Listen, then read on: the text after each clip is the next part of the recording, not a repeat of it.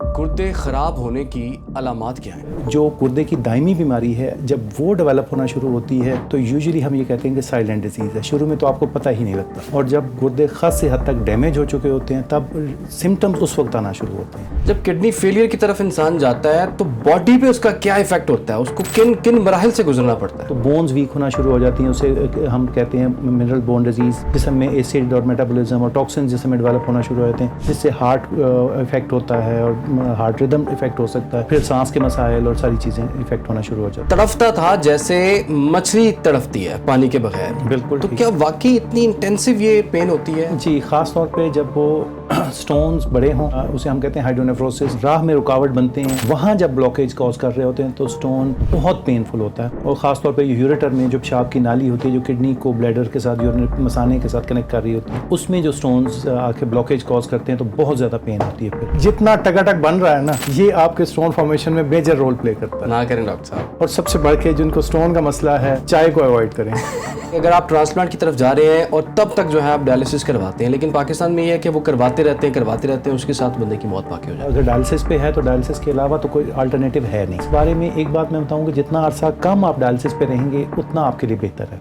अस्सलाम वालेकुम, सुनो पॉडकास्ट के साथ मैं हूं इमरान सनाउल्लाह और हर दफ़ा हम एक नए टॉपिक के साथ आपकी खिदमत में हाजिर होते हैं। आज का जो मौजू है बड़ा अहम है, बड़ा ख़तरनाक भी है। बहुत सी बीमारियां आपने देखी होंगी, उसका इलाज होता है, चलता रहता है, उसमें इलाज कामयाब भी हो जाता है और लोगों को सेहत भी मिल जाती है। कुछ बीमारियां ऐसी हैं कि अगर उनको इनिशियली हम ट्रीट ना करें तो वो आपके लिए बहुत मुश्किल, बड़ी पेन और बड़ी तकलीफ़ लेकर आती हैं। ऐसी एक बीमारी जी गुर्दों की बीमारी है। गुर्दों की बीमारियां होती क्यों हैं, जब गुर्दों की बीमारी हो जाए तब क्या करना है, और आप डायलिसिस या ट्रांसप्लांट से पहले इससे कैसे बच सकते हैं, आज के पॉडकास्ट में हम इस पे बात करेंगे। डॉक्टर इरफान अहमद साहब हमने हमें ज्वाइन कर लिया है, जो कि नेफ्रोलॉजिस्ट हैं। अस्सलाम वालेकुम डॉक्टर साहब। अस्सलाम वालेकुम जी, कैसे हैं आप? डॉक्टर साहब आप कैसे हैं? ठीक है। अच्छा डॉक्टर साहब, सबसे पहले तो हम बेसिक सवाल से इसका आगाज़ कर लेते हैं कि गुर्दे ख़राब होने की अलामात क्या हैं? गुर्दे ख़राब होने की अलामात क्या हैं? इमरान भाई, सबसे पहले तो मैं बताऊँगा अल्लाह ताला ने हमें 2 किडनीज़ से नवाजा है। दोनों साइड पे पीछे हमारे 2 किडनीज़ होते हैं कमर में। और किडनीज़ का बेसिक फंक्शन जो है ना, वो जिस्म से जितना एक्सेसिव वाटर है जो हम पीते हैं, एक्सेसिव वाटर है, उसको यूरिन के रास्ते रिमूव कर देते हैं किडनीज़। हमारे जिस्म में जितने भी टॉक्सिक मटेरियल्स हैं जो जिस्म में मेटाबॉलिज्म होता है उसको रिमूव कर देते हैं। उसके अलावा किडनीज़ जो हैं हमारे बोन्स को स्ट्रेंथन करते हैं। और हमें बहुत इंपॉर्टेंट बात, आपको शायद बहुत सारे लोगों को नहीं पता होगी कि किडनीज़ खून भी बनाते हैं जिस्म में। किडनीज खून बनाते हैं? किडनीज़ खून बनाते हैं जी, मुझे नहीं पता था। बोन मैरो के अलावा जो किडनीज़ में खून बनाने के अमल में बड़ा इंपॉर्टेंट रोल प्ले करते हैं और बोन्स को स्ट्रेंथन करते हैं। अगर किडनीज़ ख़राब हो तो बोन्स आपकी वीक हो जाती हैं। इसी तरह बॉडी में एसिडोसिस का जो अमल है और बहुत सारे एलिमेंट्स हैं, टॉक्सिक मटेरियल जैसे मैंने बात की, उन सब का कंट्रोल किडनी करता है। तो जब किडनी डेट्योरेट होना शुरू हो जाते हैं, किडनी यूजुअली तो जब शुरू में हम इसे कहते हैं कि साइलेंट डिजीज़ है, जैसे गुर्दे की दायमी बीमारी हम कहते हैं। गुर्दों को फेलियर को हम 2 हिस्सों में डिवाइड कर देते हैं। एक एक्यूट किडनी इंजरी होता है जो फौरी तौर पे 48 आवर टू 1 वीक में डेवलप हो जाती है।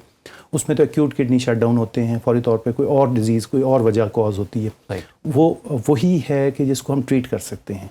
जब जो गुर्दे की दायमी बीमारी है, जब वो डेवलप होना शुरू होती है तो यूजुअली हम ये कहते हैं कि साइलेंट डिजीज़ है। शुरू में तो आपको पता ही नहीं लगता, और जब गुर्दे खासी हद तक डैमेज हो चुके होते हैं तब सिम्टम्स उस वक्त आना शुरू होते हैं। और वो सिम्टम्स क्या होते हैं, उसमें सबसे ज़्यादा जो है ना, शुरू में इंसान को या तो पाँव पे सूजन आना शुरू हो जाती है, क्योंकि बॉडी से पानी उस तरह से एक्सक्रीट नहीं हो पा रहा। आँखों के नीचे सूजन आना शुरू हो जाती है। पानी फेफड़ों में जमा होना शुरू हो जाता है, जिससे सांस में तकलीफ होना शुरू हो जाती है। स्पेशली बंदा रात को प्रॉपर सो नहीं पाता, वो कहता है मैं उठ के मुझे बैठना पड़ता है, खांसी आती है रात को। उसके अलावा भूख लगने का अमल बहुत कम हो जाता है, भूख बहुत कम होती है, खा ही नहीं पाते, और वॉमिटिंग बहुत ज़्यादा होती है। जब टॉक्सिक मटेरियल्स बॉडी में जब जमा होना शुरू हो जाते हैं तो टॉक्सिक मटेरियल्स जब एक हद से ज़्यादा बढ़ जाते हैं तो वॉमिटिंग शुरू हो जाती है, नौजिया बहुत होता है। उसके अलावा वेट लॉस होता है, जिस्म पे इचिंग, खारिश, ये बहुत इंपॉर्टेंट है कि ये सारी चीज़ें यूजुअली शुरू होती हैं। बहुत सारे पेशेंट्स हमारे पास उस सूरत में आते हैं कि जी हमें तो इतने अरसे से उल्टियाँ आ रही थी और हम मैदे के डॉक्टर के पास गए, हम फ़लाँ डॉक्टर के पास गए, हमने बड़ी ट्रीटमेंट करवाई, उल्टियों की, लेकिन अब जाके हमने जब टेस्ट करवाए तो पता लगा हमारे तो गुर्दे ही ख़राब हैं। तो एक्चुअली शुरू में तो साइलेंट है, लेकिन बाद में प्रोग्रेस करता है फिर बहुत सारी डिजीज़ की मैनिफेस्टेशन के साथ। ठीक है। अच्छा डॉक्टर साहब, किसी को फील आ रही है कि शायद गुर्दों का मसला तो नहीं है, या वैसे कोई प्रोएक्टिवली कुछ टेस्ट करवाना चाह रहा है, तो आप कुछ ऐसे 1-2 टेस्ट बता दीजिए जिससे गुर्दों की हेल्थ जो है वो चेक की जा सकती हो। जी, हम उन्हें कहते हैं RFTs, रीनल फंक्शन टेस्ट। वो तमाम लोग, चूँकि मैंने शायद आपको ये बात कि तमाम दुनिया में जो गुर्दे की दायमी बीमारी है उसका सबसे बड़ा कॉज डायबिटीज़ होता है, और उसके बाद सेकंड नंबर पे ब्लड प्रेशर है। तो वो लोग जिनको डायबिटीज़ है या ब्लड प्रेशर है, और या उनकी फैमिली हिस्ट्री है डायबिटीज़ की या ब्लड प्रेशर की, या फैमिली हिस्ट्री है कि किडनी फेलियर की, पेरेंट्स में किडनी फेलियर हुआ है या ख़ानदान में किसी और को डेवलप हुआ है क्लोज रिलेटिव्स में, तो उनको चाहिए कि अपने किडनी पैरामीटर्स को वक्तन फ़वक्तन पीरियडिकली मॉनिटर करते रहें। राइट। उसमें हम, जैसे मैंने अर्ज़ किया कि रीनल फंक्शन टेस्ट हैं। रीनल फंक्शन टेस्ट हम यूजुअली 2 से 3 टेस्ट होते हैं। एक तो सीरम क्रेटिनिन होती है, सेकेंडली यूरिया या ब्लड यूरिया नाइट्रोजन कहते हैं। ये 2 टेस्ट का जो कॉम्बिनेशन है इसे हम RFTs कहते हैं, ये करवाने चाहिए।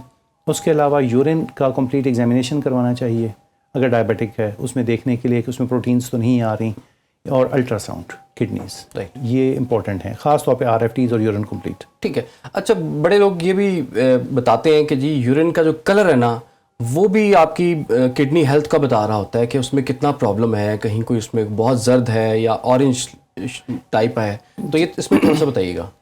जी, किडनी जो यूरिन कलर है स्लाइटली येलोइश तो होता है, क्योंकि टॉक्सिक मटेरियल्स बॉडी से निकल रहे होते हैं, स्लाइटली येलोइश तो होता है। अगर बहुत ज़्यादा डार्क येलो है, ऑरेंज कलर का है, या बाज़-औक़ात कलर कुछ और ब्लड आना शुरू हो जाता है, तो ये सारी चीज़ें किसी न किसी और चीज़ की मैनिफेस्टेशंस होती हैं। ठीक। स्पेशली डार्क कलर का यूरिन है तो यूजुअली या तो डिहाइड्रेशन का शिकार हैं, या बाज़-औक़ात इंसान कुछ खा पी इस तरह का रहा होता है, या LFTs बाज़-औक़ात डी रेंज होते हैं, बिलिरुबिन बहुत ज़्यादा होती है, उस सूरत में भी जो यूरिन है उसका कलर चेंज हो सकता है। जो यूरिन में ब्लड आता है तो वो शुरू में उस तरह से डार्क जो ब्लड वाला कलर है शुरू में उस तरह नहीं होता, लेकिन बहुत एक्सेसिव अगर फ्लैंक, जिसे हम फ्रैंक हेमिचूरिया कहते हैं, वो हो तो फिर तो बिल्कुल डार्क रेड कलर का यूरिन आना शुरू हो जाता है। तो ये सारी चीज़ें उसकी मुख्तलिफ डिजीज़ मैनिफेस्टेशंस होती हैं। सही। अच्छा, ये जो किडनी फेलियर होते हैं सर, ये किस स्टेज पे जाके किडनी फेलियर हो जाता है? अभी तो हम इनिशियली बात कर रहे हैं ना कि किडनी में कोई प्रॉब्लम आ गया, कोई स्टोन की भी हम आपसे बात करेंगे या दीगर मसाइल जो हैं, तो किडनी फेलियर जब हो जाता है तो वो कौन सी स्टेज होती है और उसके बाद हमें क्या करना होता है? देखें, हम नॉर्मली क्रेटिनिन जो है ना, जो मैंने पहले भी डिस्कस किया रीनल फंक्शन टेस्ट में, क्रेटिनिन सबसे कॉमन भी है, लोगों में फेमस भी है। ये एक टेस्ट है जिसको हम यूज़ करते हैं किडनी पैरामीटर्स के तौर पे। ठीक।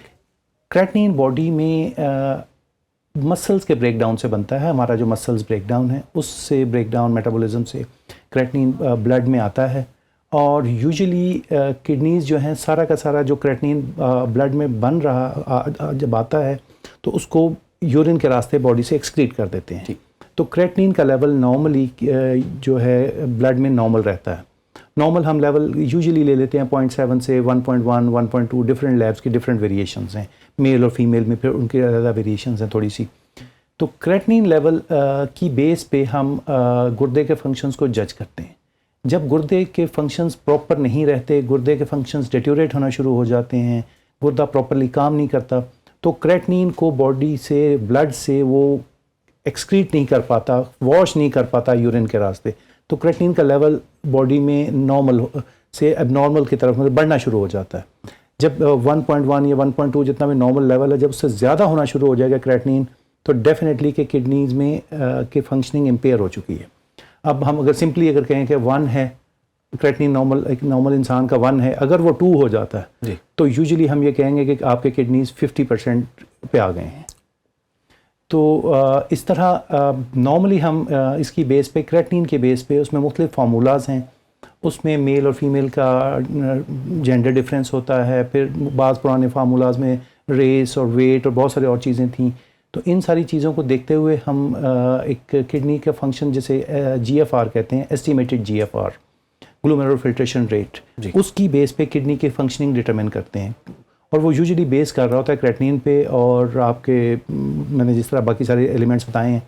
तो अगर यूजुअली हम कहते हैं कि kidneys are in wonderful health if आपका estimated GFR is more than 90%, okay, even normal if it is more than 60%. When it comes below 60% तो डेफिनेटली हम उसे कहते हैं ये सब गुर्दों की दायमी बीमारी होती है, तो वो आम तौर पे हम CKD3 में इंटर हो चुके होते हैं, या अगर एक्यूट किडनी इंजरी है तब भी इसका फंक्शन कम हो चुका होता है। तो जितनी भी किडनी की फंक्शनिंग है हम उसको एस्टिमेटेड GFR की बेस पे करते हैं क्लासीफाई कि कितना है। सपोज़ अगर 60 से 30 के दरमियान है, 60 से 45 है तो 3A और 3B, 60 से 30% तक हम कहते हैं कि क्रॉनिक किडनी डिजीज़ या गुर्दे की दायमी बीमारी का स्टेज 3 है। ठीक ठीक। और ये माइल्ड होती है यूजुअली। उसके बाद जब 30 से 15% तक आ जाता है तो हम कहते हैं कि CKD स्टेज 4 में आ गए हैं आप। और डॉक्टर साहब जब 15% से नीचे जब आ जाते हैं तो वो एंड स्टेज रिनल डिजीज़ के पेशेंट्स होते हैं, जब आपको किसी ना किसी तरफ को ट्रीटमेंट, डायलिसिस जो आप बात कर रहे थे, डायलिसिस या कुछ और ट्रीटमेंट की ज़रूरत होती है। ठीक है। अच्छा, बड़ी टेक्निकल किस्म की गुफ्तगू होगी, यकीनन जो आम बंदा है उसको इस तरह की समझ नहीं आ रही होगी, बट फिर भी आपने काफ़ी अच्छे तरीके से समझाने की कोशिश की है। सर थोड़ा सा ये बताइएगा, जब किडनी फेलियर की तरफ इंसान जाता है तो बॉडी पे उसका क्या इफ़ेक्ट होता है, उसको किन किन मराहिल से गुजरना पड़ता है? इमरान भाई, जैसे मैंने आपको डिटेल में पहले भी बताया कि बॉडी जब किडनी फेलियर का अमल शुरू होता है तो किडनी के तमाम फंक्शंस डिटोरेट होना शुरू हो जाते हैं। किडनी के अब सिर्फ एक हम जो इस बात को देख रहे होते हैं, किडनी का एक्सक्रीटरी फंक्शन है कि उसका GFR कम हो गया है, किडनी एक्सक्रीट नहीं कर पा रहा टॉक्सिन्स को, बाकी वाटर को बॉडी से, लेकिन उसके साथ साथ बाकी भी जो किडनी के फंक्शंस हैं वो सारे भी कॉम्प्रोमाइज़ होना शुरू हो जाते हैं। जैसे मैंने अर्ज़ किया कि किडनी बोन्स को स्ट्रेंथन करता है। जब किडनी डिटोरेट हो जाता है, किडनी की फंक्शनिंग डिटोरेट होती है तो बोन्स वीक होना शुरू हो जाती हैं, उसे हम कहते हैं मिनरल बोन डिजीज़, वो बॉडी में डेवलप होना शुरू हो जाती है, आपकी हड्डियाँ कमज़ोर होना शुरू हो जाती हैं। इसी तरह खून बनने का अमल कम हो जाता है। वो पेशेंट हमेशा उन पेशेंट गुर्दों के जो पेशेंट्स होते हैं जो जब किडनी डिजीज़ प्रोग्रेस करती है तो यूजुअली उनमें खून की कमी होती है। उसके अलावा फिर जैसे मैंने कहा कि बहुत सारे और अवामिल शुरू हो जाते हैं जिसमें एसिड और मेटाबॉलिज्म और टॉक्सिन जिसमें डेवलप होना शुरू हो जाते हैं, जिससे हार्ट इफ़ेक्ट होता है और हार्ट रिदम इफ़ेक्ट हो सकता है, और फिर सांस के मसाइल और सारी चीज़ें इफ़ेक्ट होना शुरू हो जाती हैं। सही। अच्छा डॉक्टर साहब, इलाज, इसका इलाज क्या है? और ज़्यादातर लोगों को तो ऑब्वियसली इसका इलाज का पता भी नहीं होगा कि हमने इसके बाद करना क्या है, तो थोड़ा सा आप लोगों को गाइड भी कर दीजिए कि अगर ऐसी कोई सिम्टम्स आती हैं या इस स्टेज पे आप पहुंच चुके हैं तो पहला काम आपने क्या करना है? सर पहला काम, जैसे मैंने पहले अर्ज़ किया कि वो लोग जो कि CKD के प्रॉन हैं, जिनमें गुर्दों की डिजीज़ के चांसेस ज़्यादा हैं, जैसे या तो ख़ुद डायबिटिक हैं, ख़ुद हाइपरटेंसिव हैं, या उनमें फैमिली हिस्ट्री है, तो उनको तो चाहिए कि फ़ौरी तौर पे अपने पीरियडिकली अपने टेस्ट करवाते रहें। ठीक है। और अपने अगर टेस्ट करवाएं और किसी न किसी नेफ्रोलॉजिस्ट को लाजमी दिखाएं, अपने तौर पे इंटरप्रेट ना करें चीज़ों को। दूसरा ये है कि वो बहुत सारी इसके अलावा भी कॉजेज़ हैं CKD की डेवलप होती हैं, जो मेरे जहन में, जो मैं बात हमेशा करता हूँ कि हमारे जो है ना मुल्क में जो इतना किडनी डिजीज़ इतनी आम हो रही हैं, उसमें डेफिनेटली डायबिटीज़ बहुत इंपॉर्टेंट कि हमारे मुल्क में डायबिटीज़ बहुत ज़्यादा है, हाइपरटेंशन बहुत ज़्यादा है। लेकिन उसके साथ साथ जो मेरा हमेशा से रहा है कि हम इसमें ख़ुद भी बहुत रोल प्ले करते हैं। उसमें एक तो हमारा लाइफस्टाइल और हमारी डाइट। अब देखें, हम बीइंग अ नेशन, हम थोड़ा सा हमें ये ट्रेंड है कि हम बाहर खाना पसंद करते हैं, हाई सॉल्ट डाइट लेते हैं, सॉल्ट इंटेक बहुत ज़्यादा होता है। जब सॉल्ट इंटेक बहुत ज़्यादा होगा तो डेफिनेटली ब्लड प्रेशर की तरफ जाएंगे। ठीक है। उसी तरह प्रोसेस फूड लेते हैं जी, उसमें भी सॉल्ट इंटेक, सॉल्ट कंटेंट खासा ज़्यादा होता है। मीठा खाना हम पसंद करते हैं और सेडेंट्री लाइफस्टाइल है। मैं और आप हमेशा, मतलब आप अगर आज से 20 साल पुराना है, 30 साल पुराना पाकिस्तान को देखें तो शायद लोग सड़कों पे आपको साइकिल चलाते नज़र आते थे, वॉक करते नज़र आते थे। आज आप देखें तो आपको वॉक करते हुए लोग नज़र नहीं आते। पार्क्स में बहुत कम होंगे लोग, कि उस सेडेंट्री लाइफस्टाइल हो गया ना कि हम एक्सरसाइज नहीं करते। वेट गेन होता है तो एक्सेसिव किडनी फंक्शंस उसमें भी डिटोरेट होती हैं, उसमें भी protein urea excessive weight gain की वजह से और बहुत से मसाइल शुरू हो जाते हैं। उसके साथ साथ हम कुछ लोग, हमारे जो प्रॉब्लम एक और है, बहुत सारी मेडिसिन्स हम ओवर द काउंटर लेते हैं, उसमें ओवर द काउंटर से मुराद मेडिकल स्टोर्स पे या फार्मेसीज़ पे या हिकमत में या मुख्तलिफ, और मैं उनको डिटरमिन नहीं करना चाहता, बहुत सारी जगहों पे ओवर द काउंटर आप मेडिसिन ले लेते हैं। देखिए पेन किलर तो आज हर बंदा, हर बच्चा बड़ा जो है पेन किलर ले रहे हैं, उसमें जो NSAIDs हैं वो तो definitely they are the most common cause of renal failure, one of the most common causes after diabetes and hypertension. अगर ड्रग्स की बात करें तो उसमें सबसे ज़्यादा जो है पेन किलर्स हैं। उसके अलावा कुछ और दवाएं होती हैं जो ब्लड प्रेशर की हैं, शुगर की दवाएं हैं। उसके अलावा मैंने जो स्टार्ट में जब बात की कि जो ओवर द काउंटर मेडिकेशंस हैं उसमें पेन किलर्स के अलावा बहुत सारे ऐसे न्यूट्रिएंट्स हैं जी, बहुत सारे हर्बल या चाइनीज़ न्यूट्रिएंट्स हैं जो हम लेते हैं अपने तौर पे ताकत के लिए और कुछ और मसाइल के लिए हम लेते हैं, वो किडनी को इफ़ेक्ट करते हैं। हमारे यहाँ नौजवान जिम्स में जाते हैं, जिम में जाके बॉडी बिल्डिंग के लिए जब एक्सरसाइज करते हैं तो they want to take much more protein intake बहुत ज़्यादा होता है, उसमें प्रोटीन शेक्स हैं।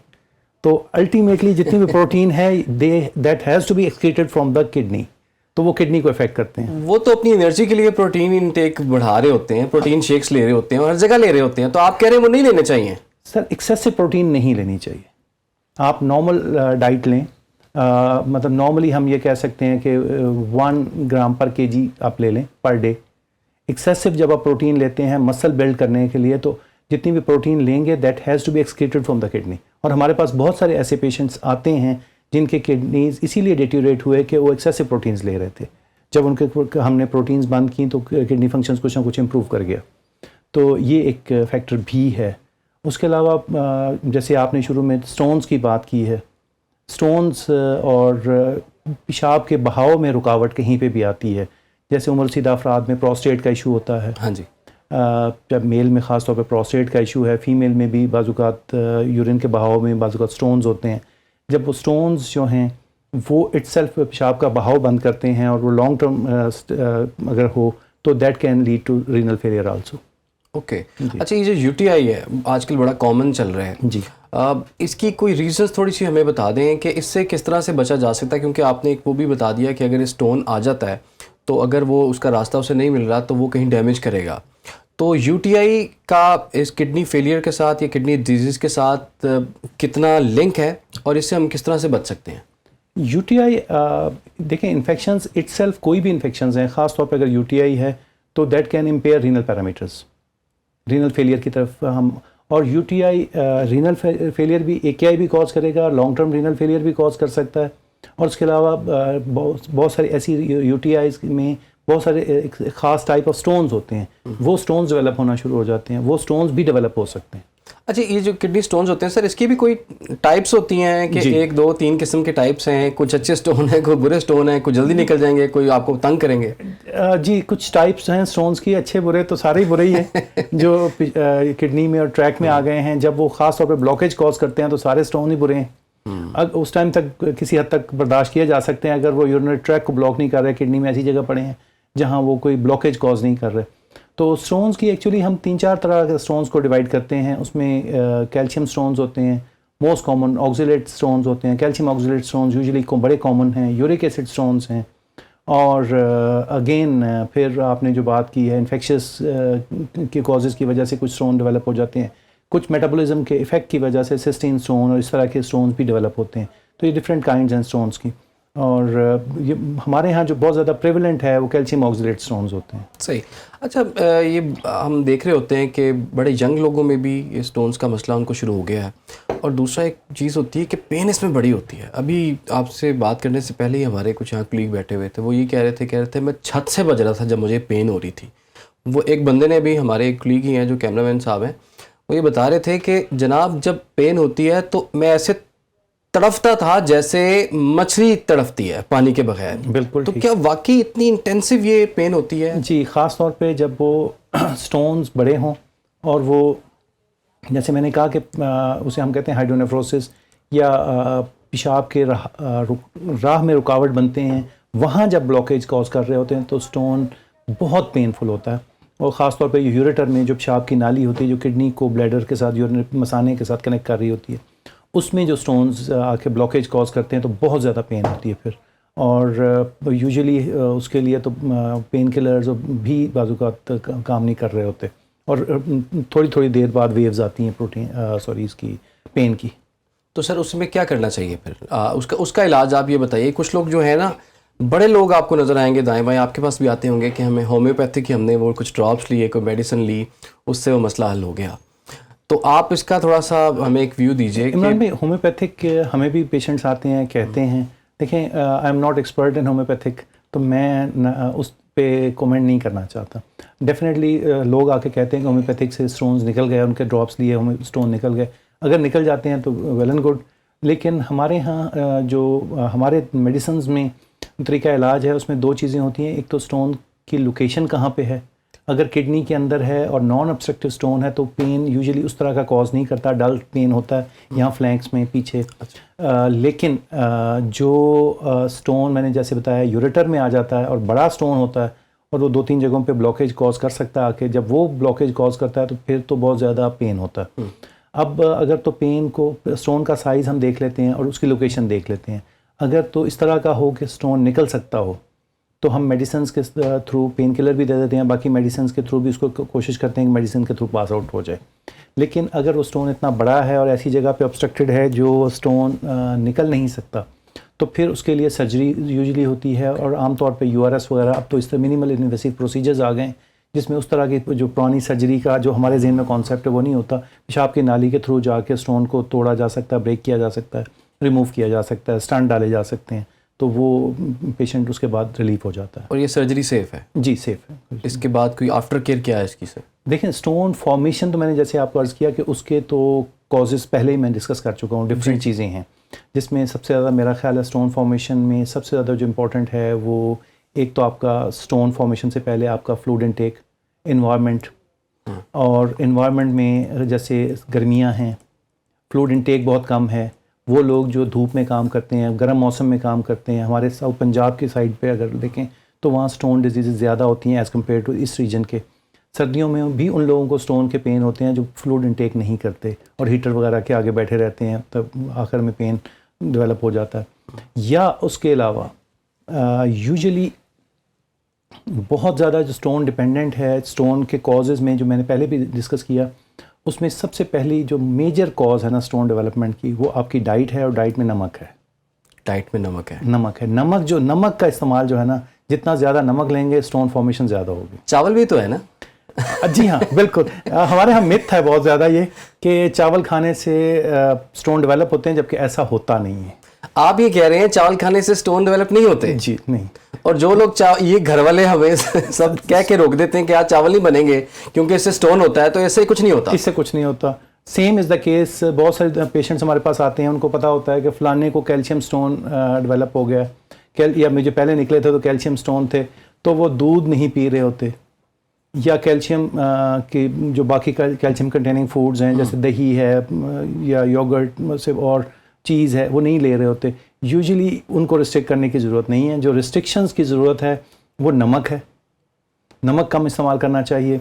दूसरा, अगर स्टोन ऑब्स्ट्रक्टेड नहीं है तो उस वक्त तक पानी का बड़ा अच्छा इंटेक जो है तकरीबन 3 लीटर तक, और ख़ास तौर पर रात को पानी का इंटेक ज़्यादा होना चाहिए ताकि रात को सारा आपका यूरिनरी ट्रैक फ्लश हो सके।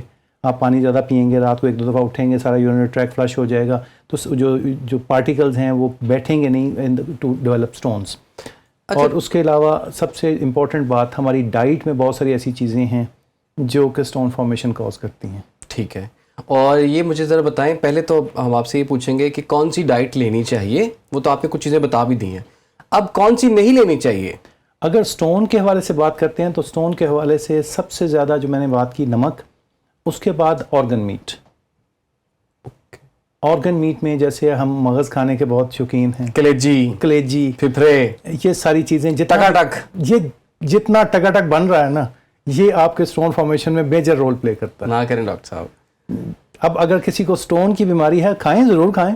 अगर किसी को स्टोन डेवलप हो रहे हैं तो उसमें ये अवॉइड करें। यानी कि आप ये कह रहे हैं किसी को स्टोन्स का मसला हो रहा है तो वो एक तो कलेजी ना खाए, फिफरे ना खाए, टकाटक ना खाए, और सब्ज़ पत्ते वाली सब्जियां ना खाए बहुत ज़्यादा, जिसमें पालक है, साग है, मेथी है, इस तरह की चीज़ें, इनको अवॉइड किया जाए।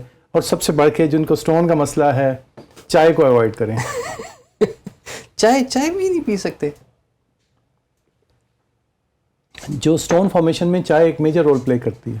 ओके ओके, यानी कि अच्छा चलिए, आपने तो माशाल्लाह लिस्ट काफ़ी लंबी गिनवा दी है, मुझे बता दें फिर रह क्या गया पीछे जो हमने खाना अगर पीना? स्टोन नहीं है तो आप जो मर्जी खाएं, अच्छा ठीक है, उसमें या किसी खा सकते हैं, हर चीज़ खा सकते हैं।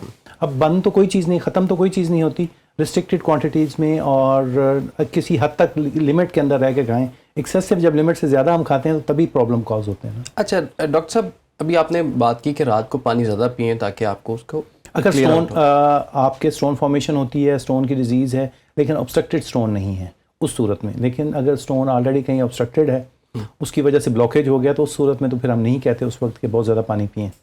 ठीक है। अच्छा दूसरा से ये बताइएगा, ये जो एनर्जी ड्रिंक्स लोग बहुत पीते हैं, और आपको पता है कि जब भी रमज़ान में कुछ लोग तो अपने दस्तरखान में भी अफ्तारी के वक्त भी एनर्जी ड्रिंक रखते हैं या कोई कोला रखते हैं। सर जितने भी कोलाज हैं, अच्छा जितने भी सोडा ड्रिंक्स हैं, they contain lot of phosphorus, lot of other stuff. ये स्टोन फॉर्मेशन तो है ही है, उसके अलावा किडनी फेलियर का भी कॉज करते हैं। बहुत सारी चीज़ें, किडनी अगर आपका इम्पेयर्ड रीनल पैरामीटर्स हैं तो आपके जिस्म में फास्फोरस बहुत ज़्यादा हो जाएगा। और हम यूजुअली देखते हैं कि सीकेडी के पेशेंट्स में कि फास्फोरस बहुत ज़्यादा होता है, तो हम यूजुअली उन्हें एडवाइस करते हैं to avoid these kind of energy drinks, these kind of sodas. तो अच्छा, ये जो बच्चे बहुत ज़्यादा रेगुलर पी रहे हैं, उन्होंने डेली एक बोतल पीनी है और उसके बाद उनको सुकून मिलना है। लोग जो हैं खाने के बाद जो है वो बहुत पी रहे होते हैं। अब तो माशाल्लाह बुजुर्ग भी कहते हैं कि चलें जी ठीक है, थोड़ी सी बोतल। मेरा ख्याल है कि सबसे ज़्यादा वाटर इनटेक होना चाहिए, ताकि वाटर इनटेक आपका नॉर्मल लाइफ में वाटर इनटेक आपका बहुत अच्छा होना चाहिए। कम से कम 1.5 से 2 लीटर पानी पिएं, ताकि everything should be flushed out, क्योंकि जितने भी टॉक्सिन्स हैं बॉडी में बन रहे हैं, that should be flushed out of the kidney, out of the मतलब थ्रू किडनी, उनको एक्सक्रीट करा सके थ्रू यूरिन। ठीक है। अच्छा डॉक्टर साहब, ये भी अर्ज़ कीजिएगा, चलें अभी हमने काफ़ी उसकी सिम्टम्स और कुछ उसके इलाज के मतलब भी बात कर ली है। अक्सर हम सुनने को मिलता है कि एक पेशेंट जिससे हमारी मुलाकात हुई है, वो कहता है आज मैं डायलिसिस करवा के आया हूँ अपने, तो उसकी शक्ल से ही पता लग रहा होता है कि वो आज कितनी पेन काट के आया है। साथ ही उसके साथ जो बंदा जाता है, उसका बच्चा जाएंगे, उसकी फैमिली के लोग जाएंगे, वो भी बताते हैं कि आज इतने घंटे हमें आज वहाँ पर लग गए, अभी हमें कुछ दिनों बाद दोबारा जाना है। तो सर इस पे थोड़ा सा रोशनी डालिएगा कि ये किस तरह से इसका ट्रीटमेंट होता है और कितना पेनफुल है ये। इमरान भाई, वो जो हमने पहले बात की थी ना कि जब किडनी फंक्शनिंग बहुत कम रह जाती है, 15% से कम हो, और उसमें ख़ास तौर पे जब 10% या 6 to 8% रह जाती है, और लेकिन ये परसेंटेज पे डिपेंड नहीं कर रहा होता, यूजुअली ये पेशेंट के सिम्टम्स पे डिपेंड कर रहा होता है कि पेशेंट कितना सिम्टम फ्री है, कितनी सिम्टम्स हैं उसमें जैसे मैंने कहा कि सांस की तकलीफ़ हो रही है, पेशेंट को सांस नहीं आ रहा, तो चाहे उसकी क्रेटिनिन बहुत ज़्यादा उस टाइम रेज नहीं है, लेकिन अगर मेडिसिन को रिस्पॉन्ड नहीं कर रहा तो हम डायलिसिस की तरफ जाएंगे। अगर यूरिमिक सिम्टम्स, जैसे मैंने कहा कि नोज़िया, वॉमिटिंग, इस तरह की सिम्टम्स हैं, तो हम एक्चुअली सिम्टम्स की बेस पे देखते हैं कि जब किडनी फंक्शन नहीं कर रहे तो किडनी आपने कुछ ना कुछ तो आउटलेट बॉडी से एक्सक्रीट कराना है, टॉक्सिन्स को भी, वाटर को भी, और उस एक्सक्रीट कराने के लिए यू नीड अ थेरेपी। तो उसमें सिंपली हम ये करते हैं कि गुर्दे वॉश नहीं होते, जो पहले डायलिसिस में एक कॉन्सेप्ट है गुर्दे वॉश में। गुर्दे जो अपनी जगह हैं वो अपनी जगह ही होते हैं और उनको कुछ निकाल के बाहर वॉश नहीं किया जाता। सिंपली बॉडी के अंदर या तो एक गर्दन में या टांग में शुरू में अगर पहले कुछ तैयारी नहीं की गई तो नाली डाल दी जाती है, वो पेनफुल होता है। लेकिन अदरवाइज़ जो लोग डॉक्टर को फॉलो कर रहे होते हैं सीकेडी के प्रॉपर, जब उनके पता लगता है गुर्दे ख़राब हैं, डॉक्टर को प्रॉपर फॉलो करते हैं, तो यूजुअली उनको पहले से तैयारी करवा दी जाती है। एक छोटा सा ऑपरेशन होता है जिसको हम कहते हैं एवी फिस्टुला, बाजू में वो बना दिया जाता है, तो उसके थ्रू डायलिसिस होता है। और डायलिसिस में खून, मैंने जैसे कहा कि खून की सफाई होती है। जो एक्सेसिव वाटर है, जो एक्सेसिव टॉक्सिन्स हैं वाटर में जो एक्सक्रीट हो गए हैं किडनी के थ्रू होने थे, किडनी काम नहीं कर रहा, तो हम उसको एक नाली के थ्रू जाके डायलाइज़र में और डायलाइज़र से वॉश कर देते हैं बॉडी से, और प्योरीफाइड ब्लड जो है वापस बॉडी में आ जाता है। ये अगर नाली डालनी पड़े तो नाली तो डेफिनेटली पेनफुल प्रोसीजर है थोड़ा सा, अदरवाइज़ पेनफुल तो नहीं है। लेकिन वो जो आपने बात कही कि उनको पहले ही पता, आपको भी पता होता है और फैमिली को भी पता होता है, डेफिनेटली ये बहुत बॉदरसम भी है फैमिली के लिए, फाइनेंशियली भी, और आपको हफ्ते में 2 से 3 दफ़ा डायलिसिस करवाना है, और फैमिली के लिए कितना बड़ा बर्डन है, और फिर उसकी लंबी चौड़ी मेडिसिन्स होती हैं। चूँकि सिर्फ जब डायलिसिस का पेशेंट होता है तो आम तौर पे सिर्फ वो डायलिसिस का पेशेंट नहीं होता, उसकी लंबी चौड़ी दवाइयों की लिस्ट और भी चल रही होती है, जिसमें डायबिटिक मेडिसिन्स भी होती हैं, ख़ास तौर पे हाइपरटेंशन की मेडिसिन्स होती हैं। बाकी मैंने जिस तरह आपको कहा कि जो गुर्दे काम करते हैं वो सारे खून बनाने की मेडिसिन्स भी होती हैं, हड्डियों के हवाले से भी होती हैं। क्योंकि वो ऐसे पेशेंट्स आम तौर पे ऐसे भी आपको बात कर रहे होते हैं कि मेरे तो जिसम में दर्दें ही बहुत होती हैं, और एक तो लंबी चौड़ी मेडिसिन्स भी लेनी है, वो भी फैमिली पे फाइनेंशियल बर्डन बहुत ज़्यादा होता है। और सबसे बड़ी बात ये कि जो आपने बात कही कि हफ़्ते में 2 से 3 दफ़ा पेशेंट को डायलिसिस सेंटर लेके जाना, 4 घंटे का डायलिसिस होना और उसके बाद वापस लेके आना, तो ये डेफिनेटली पूरी फैमिली सफ़र कर रही होती है। तो इसलिए मैं तो हमेशा ये कहता हूँ कि अपने किडनीज़ को उस वक़्त से लुक आफ्टर करना शुरू करें अगर आपको पता लगता है कि आपके डायबिटिक हैं या आप हाइपरटेंसिव हैं, अभी आपके किडनी डैमेज नहीं हुए तो अपने किडनीज़ की केयर करें। और उसके बाद अगर खुदा न खास्ता आपको कोई CKD या इस तरह की बीमारी शुरू में जब डेवलप हो गई है तो वही टाइम होता है जब हम चीज़ों को कंट्रोल कर सकते हैं। उसमें डाइट कंट्रोल है, बाकी मेडिसिन्स हैं, जो हमने ट्रीटमेंट देने हैं। लोग आम तौर पे उस टाइम केयर नहीं करते, और अच्छा मेरी तो क्रेटिनिन 1 की है, मेरी तो क्रेटिनिन 1.5 हैगी या 2 हैगी, कोई मसला नहीं, मैं तो ठीक ठाक फिरदा। लेकिन जब वो पानी पुलों के नीचे से गुजर जाता है तो फिर रिवर्सिबिलिटी नहीं होती, और फिर वो काम बढ़ता जाता है और आखिरकार एंड अप या तो डायलिसिस में होता है पेशेंट, या अब दूसरा तरीक़ाकार जो है एक तो यानी का जो हेमोडायलिसिस जो आप बात कर रहे हैं, उसके अलावा एक ब्लड लेस डायलिसिस होता है जो पेट के ज़रिए डायलिसिस होता है, जो लोग आम तौर पे एक ट्यूब डाल दी जाती है पेट में और एक छोटा सा एक मशीन होती है जो कि रात को आपके पेट के थ्रू डायलिसिस कर देती है। वो बाहर के ममालिक में तो बड़ा कॉमन है, पाकिस्तान में शुरू में इतना कॉमन नहीं था, अब आहिस्ता आहिस्ता वो भी कॉमन हो रहा है। जो लोग अफोर्ड करते हैं वो उसको भी करवाना शुरू कर रहे हैं। और सबसे बढ़ के इनमें सबसे अच्छा तरीका इलाज जो है डायलिसिस से और पेरिटोनियल डायलिसिस की बजाय वो ट्रांसप्लांट होता है। ट्रांसप्लांट के गुर्दा, अगर आप अच्छी आपकी सेहत अच्छी है तो अपना गुर्दा ट्रांसप्लांट करवा लें, उस वक्त ये है कि नया गुर्दा लगवा लें और दोबारा एक नॉर्मल ज़िंदगी की तरफ आ जाएं। ये कितना मुश्किल काम है ट्रांसप्लांट, और इसमें थोड़ा सा ये भी बताइएगा कि ये इसके लिए एक डोनर ढूंढना, तलाश करना, वो भी काम है। देखिए ना, जिगर के मामले में तो ये है ना कि थोड़ा सा जिगर डोनेट कर दिया और वो बन गया, गुर्दा तो इस तरह से नहीं बनता, आपको मुकम्मल गुर्दा ही जो है। और एक गुर्दे के साथ ये भी ज़रा बता दीजिए कि एक गुर्दे के साथ सर्वाइव किया जा सकता है? सर, मैंने जब अपनी बात शुरू की थी तो मैंने एक बात कही थी कि अल्लाह ने हमें 2 गुर्दों से नवाजा, ठीक है ना। तो हमें बहुत सारी ज़िंदगी में बहुत सारे ऐसे लोग मिलते हैं जिनके एक ही गुर्दा होता है, उनको पता ही नहीं होता कि जिसमें दूसरा गुर्दा था ही नहीं, और सारी उम्र नॉर्मल ज़िंदगी गुजारी है। ओके, ठीक है, वो किसी वजह से अल्ट्रासाउंड हुआ, किसी और प्रॉब्लम की वजह से अल्ट्रासाउंड हुआ, पता लगा कि मेरा तो एक गुर्दा ही नहीं है, फिर वो भागे भागे हमारे पास आए कि डॉक्टर साहब मेरा तो एक गुर्दा ही नहीं है, तो स्टिल मतलब नॉर्मल ज़िंदगी गुजार रहे हैं, तो शुड बी ओके, ठीक है। तो इसलिए एक गुर्दा आप भी अपने जो 2 गुर्दों में से अल्लाह ने पेयर नवाजा है उसमें से एक गुर्दा आप डोनेट कर सकते हैं। और यूजुअली आम तौर पे गुर्दा डोनेट करने से जो हमारे यहाँ एक मिथ है ना कि पता नहीं क्या हो जाएगा, ऐसा कुछ नहीं होता। बहुत कम पेशेंट्स ऐसे होते हैं जिनमें कुछ हाइपरटेंशन डेवलप हो सकती है या थोड़ा बहुत प्रोटीन यूरिया डेवलप हो जाता है। वो हम यूजुअली जब किडनी डोनेशन होता है तो हम डोनर को हमेशा कहते हैं कि बाद में आपने पीरियडिकली अपने टेस्ट करवाते रहना है ताकि अपना केयर करें, otherwise it should be okay.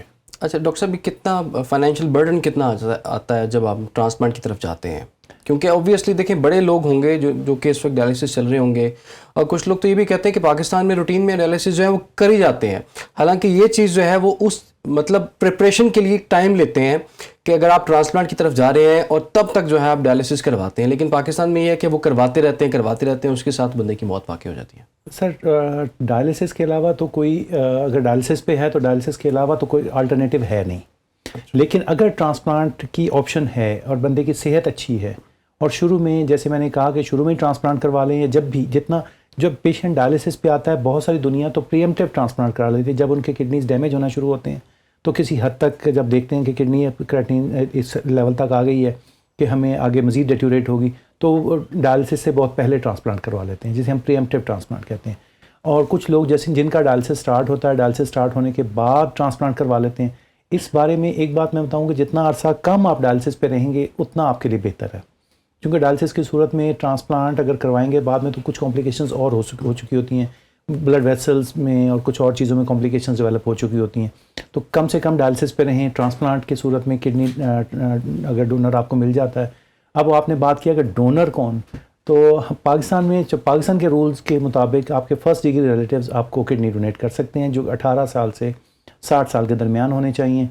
उसमें आपका बेटा है, बेटी है, स्पाउस है, पेरेंट्स हैं, बहन भाई हैं, तो ये आपको किडनी डोनेट कर सकते हैं। तो आप अपनी फैमिली से किडनी लें, किसी का भी, स्पेशली अगर आपका ब्लड ग्रुप मैच कर रहा है तो बहुत अच्छी बात है। ए ब्लड ग्रुप है तो ए ब्लड ग्रुप का ले लें, बी ले लें जो आपका ब्लड ग्रुप है, या ओ ब्लड ग्रुप ले लें। राइट। तो वो आप उससे ब्लड ग्रुप से आप किडनी ट्रांसप्लांट हो सकता है। और सर इसमें कितने पैसे लग जाते हैं? सर पैसे तो पहले तो बहुत ज़्यादा थे, लेकिन अब मैं वो पॉलिटिकल को स्टेटमेंट नहीं, लेकिन all credit goes to Punjab government. उन्होंने इसको सब्सिडाइज़ किया है, पंजाब गवर्नमेंट फ्री कर रही है ट्रांसप्लांट। सिर्फ आपके पास किडनी होना चाहिए, आप टेस्ट करवा के जब आप if you think you are suitable enough as a candidate, तो पंजाब गवर्नमेंट की तरफ से सारा स्पॉन्सर्ड प्रोग्राम है ट्रांसप्लांट का, तो आप ट्रांसप्लांट करवा सकते हैं। उस पर पंजाब गवर्नमेंट सारे एक्सपेंस, शुरू के जो टेस्ट हैं उसका 2-3 लाख का जो खर्चा है वो आपको बेयर करना होता है। बाद में सर्जरी और सर्जरी के बाद 1 साल की मेडिसिन जो हैं वो गवर्नमेंट देती है। ठीक है। और प्राइवेटली सर कितना इस पे? Privately usually any bracket 2 to 3 million, 2 to 3 million minimum. ठीक है डॉक्टर साहब, बहुत बहुत शुक्रिया आपका। और नाज़रीन, जैसे कि आपने देखा कि डॉक्टर साहब ने आपको बताया आपके गुर्दे किस तरह से ख़राब होना शुरू होते हैं, ख़राब होने के बाद आपने क्या करना है और उसको मज़ीद ख़राब होने से कैसे रोक सकते हैं। अभी तो हम बात कर रहे थे ट्रांसप्लांट से मुताल्लिक कि जी ट्रांसप्लांट जो है वो 2 to 3 मिलियन जो है उससे पैसे लगते हैं, लेकिन आप घबराने वाली बात नहीं है। आप इससे पहले का सोचें कि आपने उस फेलियर तक जाने ही नहीं देना अपने गुर्दों को। आपने किस तरह से उसकी केयर करनी है, कितने टाइम के बाद आपने उसने टेस्ट करवाने हैं। टेस्ट भी डॉक्टर साहब ने हमें बता दिए हैं, और डॉक्टर साहब ने ये भी बता दिया डाइट कौन सी रखनी है, और डॉक्टर साहब ने ये भी बता दिया डाइट कौन सी नहीं खानी आपने। तो जनाब ये जिस सेहत है तो सब कुछ है। और डॉक्टर साहब कुछ कहना चाहें? जी, डाइट के हवाले से मैं जैसे पहले भी मैंने अर्ज़ किया कि अगर आपके सबसे पहले तो डाइट में हाइपरटेंशन और ब्लड प्रेशर के लिए आप अपने आप नमक का इस्तेमाल कम करें, जो हम सबसे ज़्यादा कहते हैं। डायबिटीज़, अगर आप डायबिटिक हैं या प्रोन टू डायबिटिक हैं, तो एक तो अपना वज़न कम करें और मीठा खाना कम करें, और उसके अलावा जो सबसे बड़ी बात, एक्सरसाइज करें ताकि आपका वेट किसी ख़ास लिमिट के अंदर ही हो। उसके अलावा बाद में हम जो चीज़ें मैंने पहले भी अर्ज़ किया है, वाटर इनटेक आपका बहुत अच्छा होना चाहिए। उसके अलावा आपका प्रोटीन इनटेक, ख़ास तौर पे एनिमल प्रोटीन, अगर आपके किडनी डैमेज हो रहे हैं, आपकी क्रेटिनिन ऑलरेडी नॉर्मल लिमिट से बाहर जा रही है, सीकेडी डेवलप हो रहा है आपको, तो प्रोटीन इनटेक अपना कम रखें। और उसमें ख़ास तौर पे animal protein intake, plant based protein आप ले सकते हैं, अंडे की सफ़ेदी ले सकते हैं, सब्जियां आप ले सकते हैं अकॉर्डिंग टू आपके टेस्ट की बेस पे। नेफ्रोलॉजिस्ट हमेशा बताता है कि आपका टेस्ट इस तरह से हैं तो आप इतनी सब्ज़ी खा सकते हैं, इतनी दाल खा सकते हैं, बाकी चीज़ें हैं, लेकिन एनिमल प्रोटीन थोड़ी सी रिस्ट्रिक्ट। और चावल भी ले सकते हैं। चावल भी ले सकते हैं, लेकिन अगर डायबिटिक नहीं है। ठीक है जी, डॉक्टर साहब ने चावलों की आपको इजाज़त दे दी है, चावल ले सकते हैं। चावलों से किडनी स्टोन का कोई ताल्लुक नहीं है, तो इसका ये मतलब नहीं कि आप रोज़ चावल बना के खाई जाएं। तो बहरहाल आपने एक बैलेंस डाइट जो है उसको अपनाना है, और अपनी सेहत का बहुत सा ख्याल रखिए। अगर आपके कुछ सवालात हैं तो हमें कमेंट सेक्शन में आप वो सवालात कर सकते हैं, डॉक्टर साहब उसके जवाब भी देंगे। और फिर भी अगर कुछ सवालात आपके रह जाएंगे तो हम डॉक्टर साहब से एक मरतबा फिर से रिक्वेस्ट करेंगे, वो आके आपको उन सवालात के जवाब भी देंगे। फ़िलहाल के लिए बहुत शुक्रिया आपका, इजाज़त दीजिए, अल्लाह हाफ़िज़।